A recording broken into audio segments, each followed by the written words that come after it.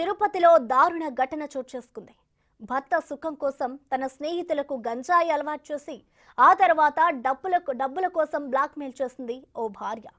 నగరంలోని ఓ ప్రముఖ యూనివర్సిటీలో బిఎల్ ఫైనల్ ఇయర్ చదువుతున్న ప్రణవ కృష్ణారెడ్డి అనే మహిళ కర్నూలుకు చెందిన తన స్నేహితురాలికి గంజాయి అలవాటు చేసింది.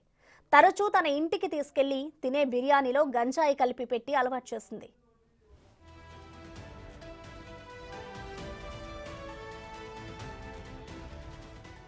అయితే ఆ యువతి గంజాయి మత్తులో ఉన్నప్పుడు తన భర్త కృష్ణ కిషోర్ అత్యాచారం చేయించి స్వయంగా వీడియోలు తీసింది భార్య ప్రణవ్ కృష్ణారెడ్డి.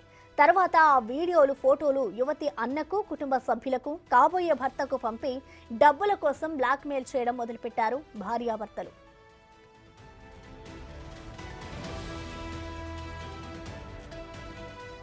వారి వేధింపులు ఎక్కువ కావడంతో ఎమ్మార్పల్లి పోలీసులను ఆశ్రయించింది బాధితురాలు.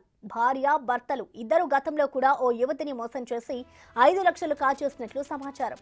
బాధితురాలి ఫిర్యాదు మేరకు భార్య భర్తలను అరెస్ట్ చేసి రిమాండ్కు తరలించారు ఎమ్మార్పల్లి పోలీసులు.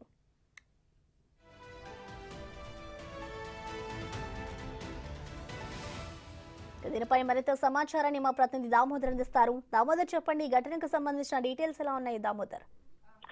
ప్రసన్న, తిరుపతిలోని ప్రముఖ యూనివర్సిటీలో బిఎల్ చదువుతున్న ప్రణవి కృష్ణారెడ్డి అనే అమ్మాయి తన స్నేహితురాలకు మత్తు ఏదైతే గంజాయి మత్తు అలవాటు చేసి ఆ తర్వాత ఆ అమ్మాయి మత్తులో ఉన్న సందర్భంలో తన భర్త చేత అత్యాచారం చేయించి ఆ వీడియోలు ఫోటోలు తీయించి తర్వాత వాటిని వాళ్ళ తల్లిదండ్రులకు చూపించి ఈ బ్లాక్ మెయిల్ చేసి వారితో డబ్బులు తీసుకోవడం అలవాటుగా చేస్తుంది. ఈ విధంగా ముగ్గురు అమ్మాయిలను చేసింది. చివరి అమ్మాయి ఈ అమ్మాయి ఒత్తిడి తట్టుకోలేక, డబ్బుల కోసం బెదిరింపులు తట్టుకోలేక ఆమె ఎమ్మార్పల్లి పోలీసులకు ఫిర్యాదు చేయడంతో పోలీసులు ఈ కేసును ఇన్వెస్టిగేట్ చేసి ఏదైతే ప్రణవి కృష్ణారెడ్డి దగ్గర ఉన్న ఫోటోస్ వీడియోస్ అన్ని స్వాధీనం చేసుకున్నారు. వీటితో పాటు ఆ అమ్మాయి మీద పోర్న్ యాక్ట్ తో పాటు మరో 2 కేసులు నమోదు చేసి అమ్మాయినే ఆమె భర్త కృష్ణ కిషోర్ రెడ్డిని అదుపులోకి తీసుకుని రిమాండ్ కు తరలించారు. మొత్తం మీద ఈ ఘటన సభ్య సమాజం తలదించుకునే విధంగా ఉంది. న్యాయవాద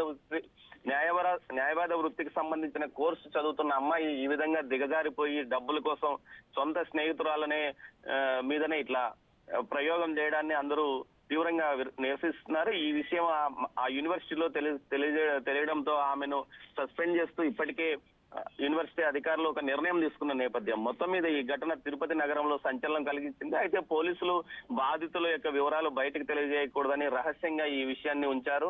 మొత్తం మీద ఈ ఘటనకు సంబంధించి మరింతగా విచారణ జరుగుతుంది. ఈ ముగ్గురే బాధితులు ఉన్నారా, మరికొంతమంది బాధితులు ఉన్నారా అన్న విషయం మీద ప్రత్యేకంగా పోలీసులు ఒక బృందాన్ని కూడా ఏర్పాటు చేసిన పరిస్థితి కనిపిస్తుంది ప్రసన్న. దీంతో పాటు తిరుపతి నగరంలో పెద్ద ఎత్తున గంజాయి అమ్మకాలు ఏ విధంగా కొనసాగుతున్నాయో ఈ ఘటన మనకు సాక్ష్యాధారంగా నిలుస్తుంది ప్రసన్న. Thank you Damodar.